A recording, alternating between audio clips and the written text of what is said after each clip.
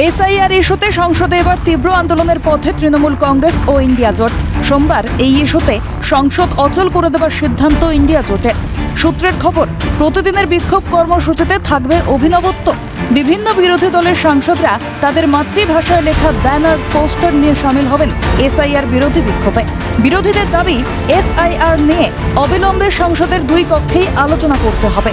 পাশাপাশি 7ই August India জোটের পক্ষ থেকে নৈশ ভোজের পর 8ই আগস্ট নির্বাচন সদন পর্যন্ত মিছিল ও ধর্ণা কর্মসূচিতে অংশ নেবেন তৃণমূলের সর্বভারতীয় সাধারণ সম্পাদক অভিষেক বন্দ্যোপাধ্যায়।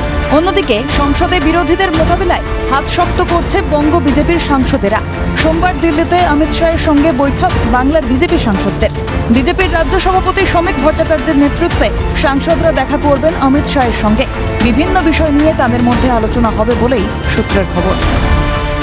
বিরোধীদের মোকাবিলায় প্রস্তুতি নিচ্ছে কেন্দ্রের শাসক শিবিরও। এই আবহেই রবিবার রাষ্ট্রপতির সঙ্গে সাক্ষাৎ করেন প্রধানমন্ত্রী নরেন্দ্র মোদী।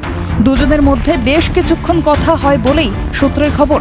একদিকে বিরোধীদের এসআইআর আক্রমণ, অন্যদিকে আমেরিকার প্রেসিডেন্ট ডোনাল্ড ট্রাম্পের 25% শুল্ক বৃদ্ধি ও জরিমানা ঘোষণার আবহেই প্রধানমন্ত্রী রাষ্ট্রপতির সাক্ষাৎ যে যথেষ্ট তাৎপর্যপূর্ণ তা বলার অপেক্ষা রাখে না। ইন্দ্রাণী দাশগুপ্ত ও প্রীতিশ বন্দ্যোপাধ্যায়ের রিপোর্ট, ক্যালকাটা নিউজ।